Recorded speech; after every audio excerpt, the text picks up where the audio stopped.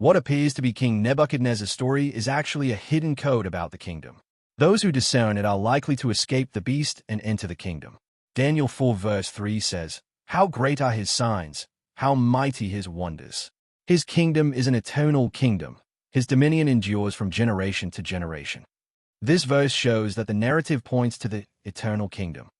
Daniel 4 verse 10 says, "I looked, and there before me stood a tree in the middle of the land. Its height was enormous." This reflects the glorious beginning of the church. Verse 11 says, "The tree grew large and strong, and its top touched the sky. It was visible to the ends of the earth." This echoes the disciples being commissioned to preach the gospel to the ends of the earth. These were the finest days of Christianity, when it brought hope to all, and being a Christian meant being the light of the world. Then the king heard a decree from heaven: "Cut down the tree and trim off its branches, strip off its leaves and scatter its fruit. But let the stump and its roots, bound with iron and bronze, remain in the ground, in the grass of the field." This marks the beginning of the downfall. The tree is cut down and can no longer shelter any creature. The glory of the church is gone. What was once a great tree is reduced to a stump, a piece of wood, revealing an obsession with a cross, without knowing its true purpose. The tree that once reached heaven is now bound with iron and bronze. What do iron and bronze mean? Deuteronomy 28 verses 23 to 24 says, "The sky over your head will be bronze, the ground beneath you iron. The Lord will turn the rain of your country into dust and powder. It will come down from the skies until you are destroyed." These are closed heavens and unfruitful ground, no rain and no harvest. The rain turns to dust and powder, and when it falls, it brings destruction, marking a state set for judgment. Verse 15 says, "Let him be drenched with the dew of heaven, and let him live with the animals among the plants of the earth." We are sustained by the grace of Jesus, surviving in his name, he being the dew of heaven. Yet we live a materialistic, godless life, no different from the animals and plants of the earth. Verse 16 says, "Let his heart be changed from man's, and let a beast's heart be given unto him, and let 7 times pass over him." This shows that the followers of Christ now live like beasts, with emotions and desires reduced to the level of a beast. It is also important to remember that the Antichrist is called the beast, so we carry the mind and heart of the Antichrist rather than the mind of Christ. This condition continues until 7 times pass over us, that is, until the end of the age. Daniel says in verse 25, "7 times will pass by for you until you acknowledge that the Most High is sovereign over all kingdoms on earth and gives them to anyone he wishes."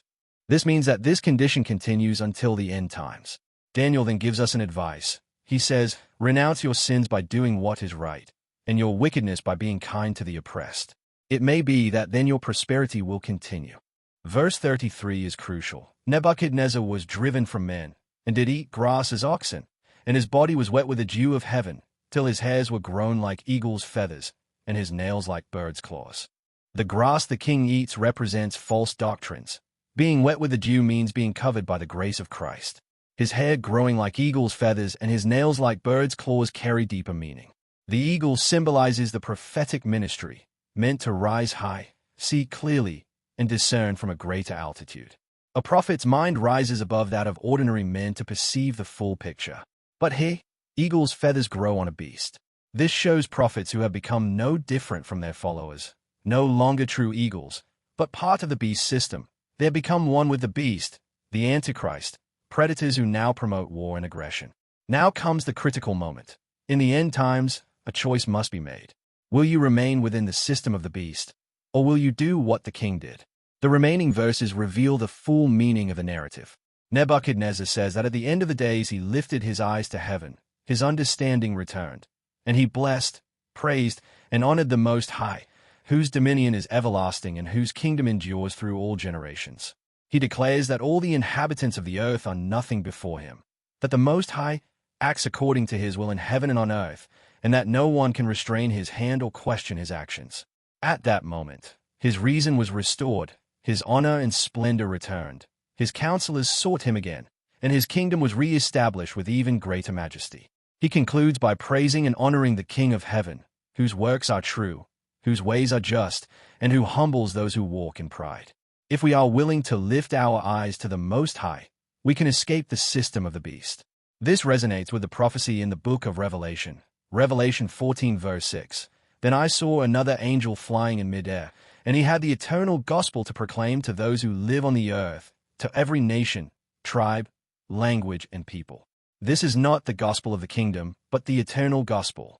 Revelation 14 verse 7 says, He said in a loud voice, Worship him who made the heavens, the earth, the sea, and the springs of water.